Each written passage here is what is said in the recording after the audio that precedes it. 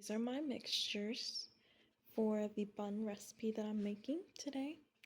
So then I can use my fillings that I have and make some easy to reheat snacks for my siblings and I.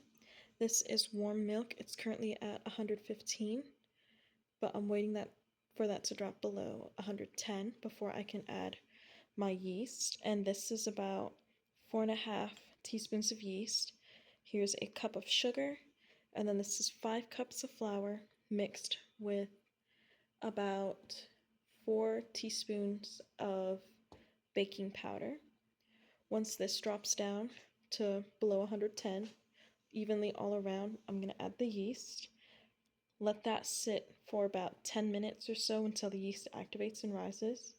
Then I will add my sugar, and then I'll pull out an oil to add to it and mix. And then slowly but surely I'll add in my flour and baking powder mixture. The two mixtures that I have to go inside the buns are some leftover Salisbury steak, broccoli, and rice that I mixed together and I diced up, and some leftover noodles and cabbage that we had. I added some soy sauce to it to give it a little bit of more liquidy in flavor, so then it's not super dry on the inside of the bun. But once the mixture is ready and it rises, I will add these two to the buns. Now that I have gotten it to temperature, I added my yeast. As you can see, the bowl for yeast is now empty.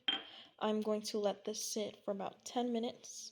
Hopefully the yeast will activate with all the warm milk, and then I will add the sugar and the oil. Is avocado oil. It's this 100% pure avocado oil. So that way I can mix it in with the sugar to the yeast milk mixture. Now that we have let the yeast sit for about 10 minutes, I'm going to add the avocado oil to it. And remember, this is 2 tablespoons of avocado oil. And then my 1 cup of sugar. I'm going to add to that mix. There. And then I'm just going to use this fork just to kind of mix this stuff together a bit. Now once I get this all mixed up best I can, I'm going to start slowly adding the flour mixture to this until I get a nice dough, and then we'll see how to let it rise and then separate them one at a time. On sea salt and the avocado oil, but you will kind of see me mixing some of the flour into the yeast mixture. Half of this I am going to do off camera because I will have to mix it with my hands according to the recipe. That's going to be a little messy and hard to navigate with the phone because I don't have a phone stand. So, just going to add a little bit at a time. We'll do about this much. And then mix. And as you can see, it's very liquidy. It jiggles a lot. But we've got a nice mixture going on here. Add a little bit more.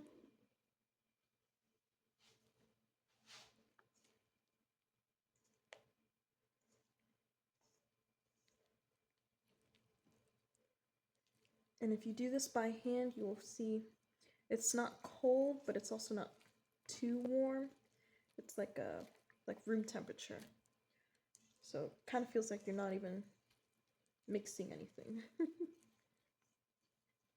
Make sure to scrape the sides down so you get all of the flour mixed together in with your yeast mixture. Let's add some more.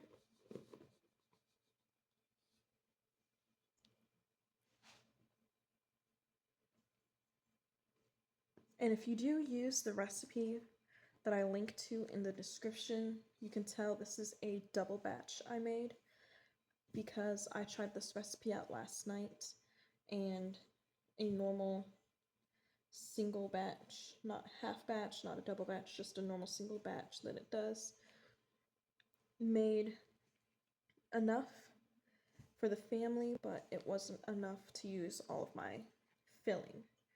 And I'm thinking this might not either. I might have to do another batch, but that is for another day. Let's do the last bit of the flour we've got.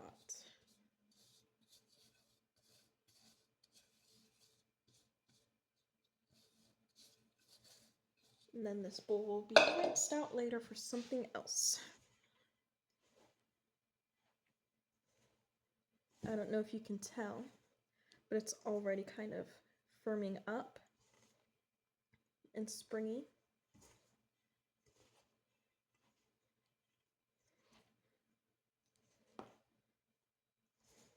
The goal is to get as much of the flour that you have set out in your recipe as possible. That's why I'm kind of scraping the sides with my dough-covered hands. And just kind of mixing it together. Ooh.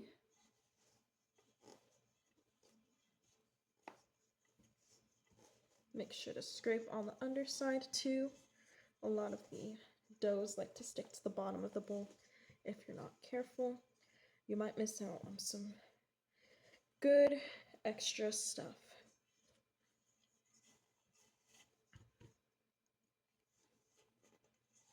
And then although the recipe doesn't explicitly state it or call for it, I like to add a little more flour to like my hands as I go, because I noticed that the dough is really sticky. You might end up needing a bit more flour than it calls for. So I just kind of throw it right on, kind of scrape it all off so I get all of my dough into my bowl before I go back to mixing it again. Because, like I said earlier, you don't want to miss out on all of the possible dough you can get. Otherwise, the recipe may say it makes 16 or like 32 buns, but you end up just shy with like, say 14, 15, or even just 29 if you do a double batch like me. And it really affects how many you make or how big or small you make them, because you're running out of dough, but you have way too much filling. So I'm just going back in, getting more flour for my hands, and just really getting it in there and mixing the dough up together all nice, get it nice and fluffy. As you can see, it is definitely still sticking to the bottom. That's fine. You do want a nice sticky dough, so then you can seal it up all nice and tight before you steam your buns, because that's what I'm doing. I'm steaming the buns. The recipe says it, and when you do end up buying them online or at Asian stores, or even some big stores like Harris Teeter or Walmart may have these buns, you can just pop them into the microwave for a couple minutes with a couple drops of water on them, or some people do like a wet paper towel, just to add some more moisture to the bun when reheating.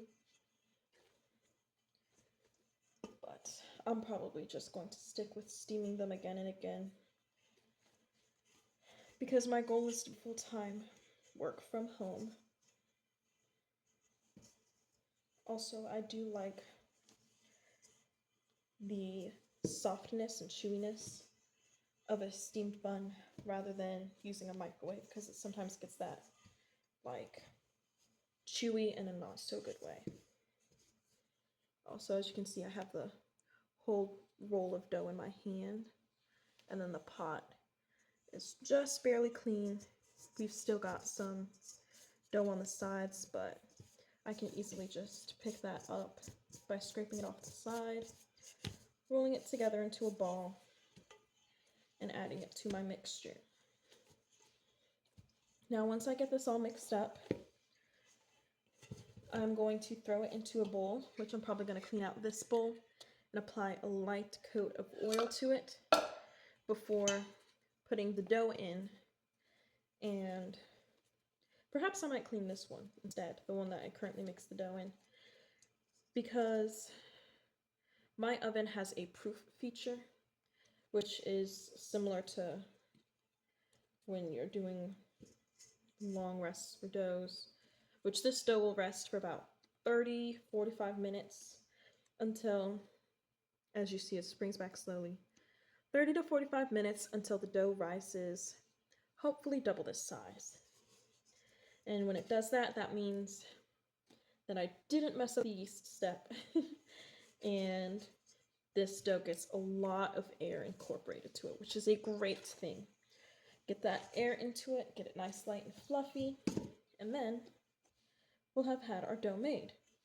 As you can see, if I push in, it slowly springs back up.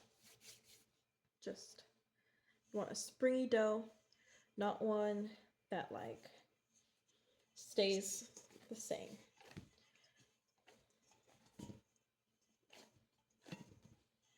All right, we'll be right back after I get this dough to sit and rest. So, now that our dough has risen, it's a little hard to showcase. Let me do this. The dough has risen quite a bit. As you can see, the poles from the expansion. What I'm about to do, somebody use this whole counter surface, coat it with flour, and we're going to separate them. The recipe says into 16 balls, but that's after the page refreshed. So I'm going to try and separate it into about 32. So then that way I can do normal size for all of my fillings that I have there. Let's put you back up here. And let's just draw. Ooh.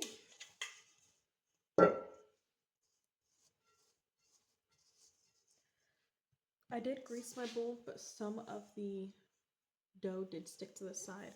So I'm just scooping that out real quick so I can add that right back into my dough before I split it up to more than 16 even pieces. I'm gonna grab a knife. Let's just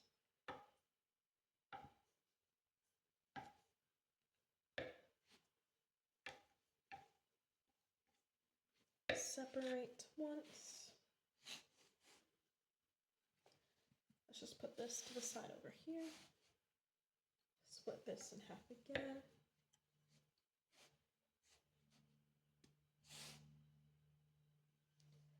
Split this in half.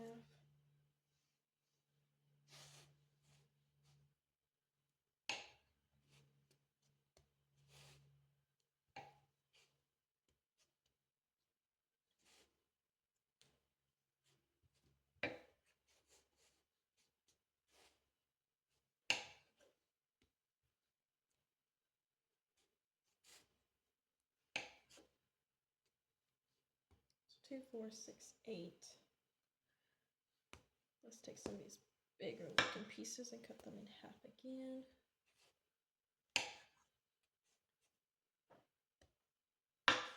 And each one of these halves, portions, should make one bun. So that's 2, 4, 6, 8, 10, 12.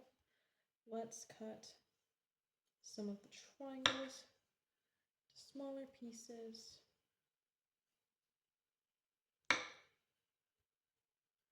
Just so we all have relatively even slices of dough. 2, 4, 6, 8, 10, 12, 14, 16 pieces from one. And yes, it doesn't look like a lot. Some definitely look bigger than others, but that's fine because I have two different fillings. The Salisbury steak and the noodles with cabbage. So different types of filling need different sizes, so I don't go too big.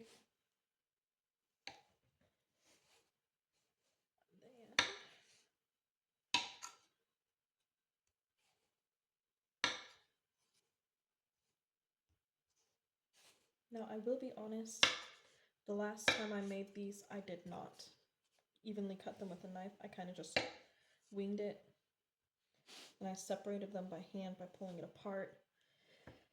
And I did not get even pieces like I am now, even though you look at it and clearly some of them are bigger than the other. But that is okay because we all bake and cook whichever way works out for us. Oh, that is, you can see these two are like completely different sizes. This one's like really small, but that's probably what I'm going to eat today instead of saving it for someone else to eat.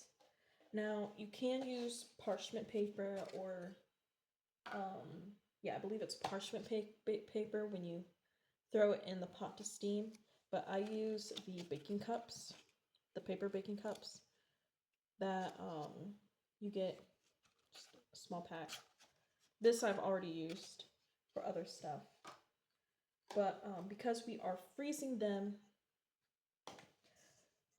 the super small ones like this, I'm just going to, which I think this is the only super small one I have, but these are just going to be formed into the rolls, stuffed, put into a baking cup, put into a plastic bag sealed, probably about 4 buns a bag, and then thrown right into the freezer. So then on a day when you want to eat, you can just steam it real quick. But what I'll do for half of them, for 16 of them, they'll be thrown straight into the freezer. For the other 16, I'll pre-steam them for about 15 minutes, maybe less, so they're not completely cooked all the way, and then throw them in the microwave for about under 2, or steam them again for another 10-15 minutes to reheat them and to cook them the rest of the way. So I'll get to stuffing. You can kind of see I have 1, 2, 3, 4 by 1, 2, 3, 4. So I have 16 of these, and I've separated the other 16 into this bowl. So then that way I can start kind of forming the dough. Now, the recipe just said to make the dumplings and then put the filling in. I'm not an experienced chef or anything on how to make dumplings, but I kind of just like hand spread them apart because they're not like empanadas or anything. But if I use empanadas, I do the prepackaged ones anyway. But I just kind of spread them apart by hand like this. Not super thick, but not super thin, because they will puff up in the steamer. So, nice and thick, nice and big. I'm just going to show what a filled one looks like, and then we'll come back to filling them and steaming them, because I'll steam half of these and half of the triangle ones, and then we'll go from there. Okay, all nice and stretched out. Make sure you do have your baking cups ready if you don't want to use parchment paper or anything of the sort when steaming, if you don't have it on hand. I just have baking cups on hand because we ran out of parchment paper when we were making cinnamon rolls the other day. Now we are going to get into filling the dough, the buns. And I am going to start off with the first filling I mentioned, the Salisbury steak one. Now, as you can see, it's pretty liquidy still. I added some Worcestershire sauce to it so then it could have some extra juice to it and some extra flavor. But you just need, let's say, like a relatively small scoop, like filling up an empanada or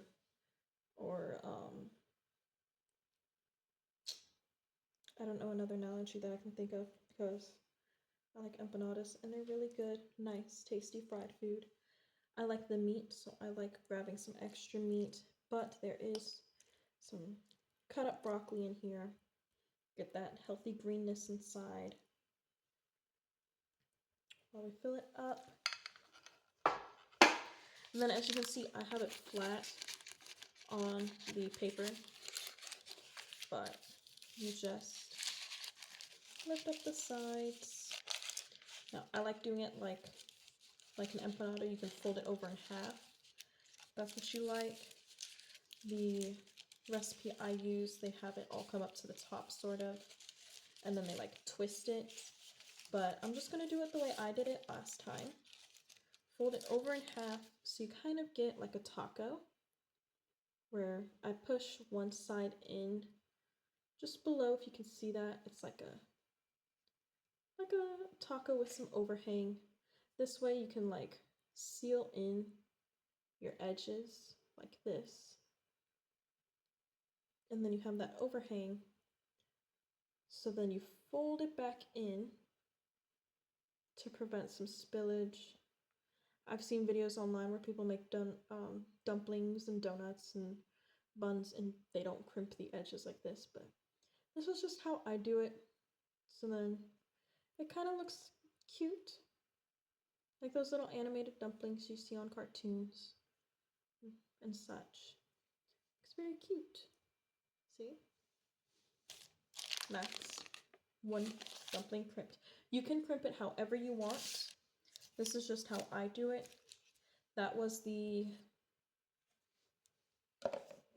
Salisbury steak filling. Now we're going to come in with the noodles and the cabbage. So let me grab another fork. And it's about the same. You want a nice even mix. I like cabbage. Some people like noodles. But we're going to get a good mix of both.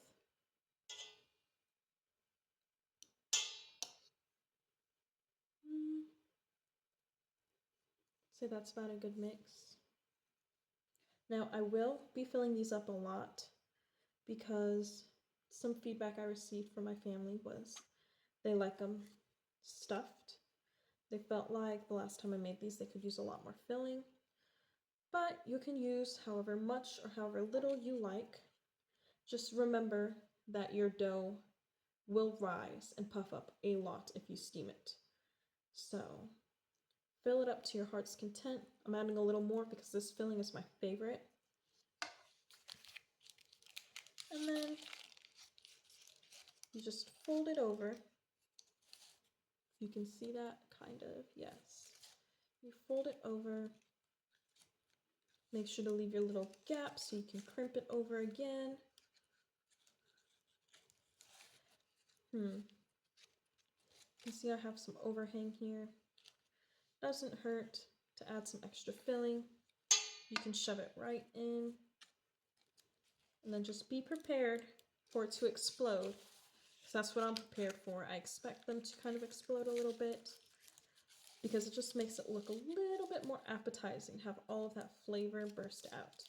Because the recipe does not include any salt for your buns, nor any seasonings, which you can add if you wish. But I kind of prefer them like this, because really your filling is your flavor, and the bun is just the means of transporting that to your stomach. And it's very portable. So if you don't feel like eating a whole meal but you want a snack, this is a perfect snack. These are leftovers that I'm using, but you can make your own filling. They recommend a kind of pork filling with eggs and stuff. It looks really delicious, but I just want to get rid of some leftovers I have, so this is a very great way of getting rid of those leftovers. I'm gonna do another one of the noodle filling before we go back to the Salisbury steak filling. And that's what you're doing with all of your buns. You're just taking your filling that you like, putting it inside the bun. You can overfill it, you can underfill it if you just want the taste. I believe the recipe has precise measurements, but I'm not one for like precise measuring when it comes to cooking, mainly because cooking is not as scientific as baking. So you can, once you get to this point where you have the dough, you can basically do whatever you want as long as you don't mess with the dough. If you decide to add something to the dough and it doesn't turn out right, maybe follow the recipe next time or find a recipe that adds what you like. I am not the most creative person when it comes to creating bread. I like to look at other people's recipes because sometimes it's just a little too much overload for my brain when figuring out what to make. But when it comes to cooking, if it's like steak or beef tips, ribs, pork chop, or chicken nuggets, chicken wings, I don't know, thighs, drumsticks, you can kind of like figure out, do I want to cut it? Do I want to dice it? What kind of seasonings do I want to go on it? And then you can just improvise from there. But with baking, it's very precise. That's why you want a nice dough that like sticks together.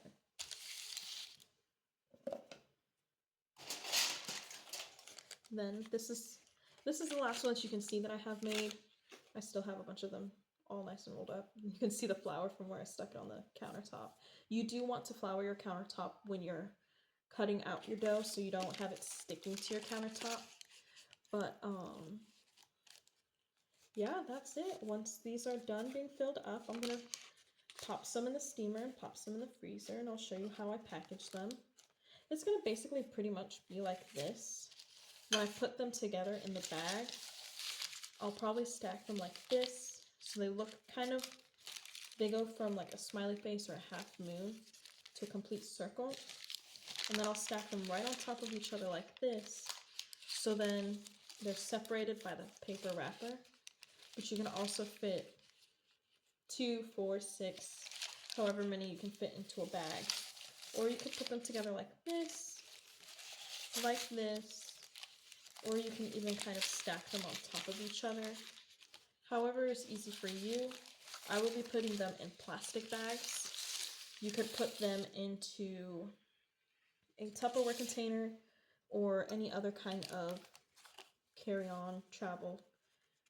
Some sealed container because you don't want too much moisture to get to them and you don't want them to get freezer burn if you put them in your freezer.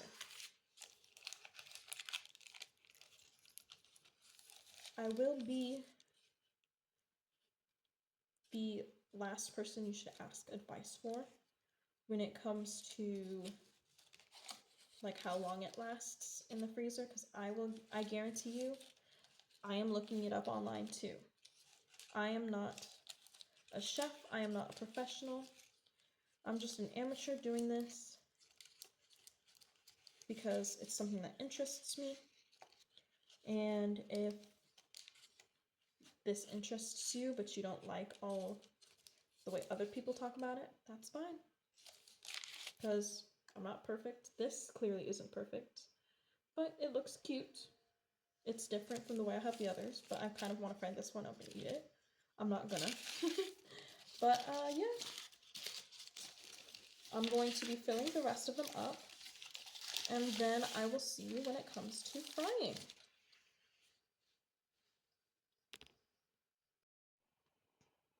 When you're done making your buns, and they all look something like this, you're going to boil some water with some rice vinegar or rice wine vinegar, a according to the instructions. And I have a steamer basket in here. As you can see, it already has some bao bun dough on it. That's because I just finished a batch of boiling them. They'll turn off soft, spongy like this. You can see some of them exploded because I overfilled them. But you're also going to want to have like a cup of water or something on the side. So then you can just kind of fill as you go. Gotta replace your water because if you're going to make big batches like I have been, you run out of water really quick. And then you just take them and you place them in the steamer one at a time, or however many you can carry at a time. You place them right in like this. Fit as many as you want. This one I know is going to stay open because as you can see, I let it spill out. But they will steam just like this. And then I have this spatula on the side to pick these up when I'm done steaming them. These will steam for about 15 minutes, lid covered. I keep it slightly cracked so any excess steam goes out and it doesn't trap inside. But steam like this for about 15 minutes. So, as you can see, I have just about every single one made. I'm just waiting on 2 more to steam. They've got about 7.5 minutes left. But then once I am done with all of them, they're all cooled, I'm going to start packing them in this quart freezer bag. As you can see, it's a pretty decent size. My goal is to fit about 3 or 4 in each bag, and that way everyone can have up to 2 or 3 if they want to eat at a time. They're really big, about half my hand size. Some of them are a little smaller. As you can see, the one with the noodles and the cabbage did turn out a lot better. None of them have like exploded, although they are a little thin in areas, so that is a thing for us to watch out for when we reheat them. But then these have exploded a little bit. This one just popped open, but that's fine because it's a special little guy. We can just leave it at that. But then once these are done and everything is cooled, I'll start packaging them and then show you the end results. So, when it comes to putting them inside these Ziploc bags, what I do is I label it. So as these are the noodles and cabbage, I'll call it just that. Noodles and cabbage. And then I'll put today's date, which is February 17th. Now I am using an Expo wet erase, but that's just because I can't find a permanent marker right now. But for the most part, this should stick for like the first month or so in the freezer, as long as I'm not rubbing it up against other bags. But all I do is I take them like this, slide it into the bag, fit it as close to the side as I can go, take another one, let's do a smaller one, we'll fit it right next to that. In fact, we'll rotate it a little bit, just like this. We'll take a third one, slide it right there to make that full circle shape, and then I could probably fit another one about this size right inside the bag. It's a little bit of a tight squeeze, but still it'll shake down.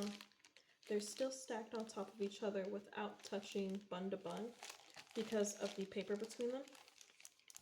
And then you just Ziploc them shut, and they're nice and tidy for whenever you reheat them. Now I will mention you don't have to steam them before you freeze them, but I did just to make sure that they were cooked and sealed, so then when you reheat them, you don't have to worry about them coming undone while you're moving them, picking them up. So let me relabel this. Noodles and cabbage. I have 2 right here that are fresh from the steamer, so I won't be putting those in bags just yet. But I will be moving on to probably the next batch of 4. I'll see if I can fit all 4 in. And like I said, today is February 17th. And then we'll put 1, 2, 3. We'll slide that right on top. Actually, as this is a smaller one, I can probably put it in dead last. Slide this one sideways, and then we'll go shake, shake. Slide this one in, seal it shut, and that's it. Now, I don't like air in bags when I'm freezing them because it leads to condensation if you have still hot buns or if you have anything with water in it, and then it forms crystals on the inside of the bag. And if you tend to put things in the back of the freezer, kind of stick them in there and forget it, you have a higher chance of freezer burn. But we're just gonna wait for these two to cool. Then we'll put them in a bag, and then that will be it. We have finished making dumplings, packaging them, and freezing them.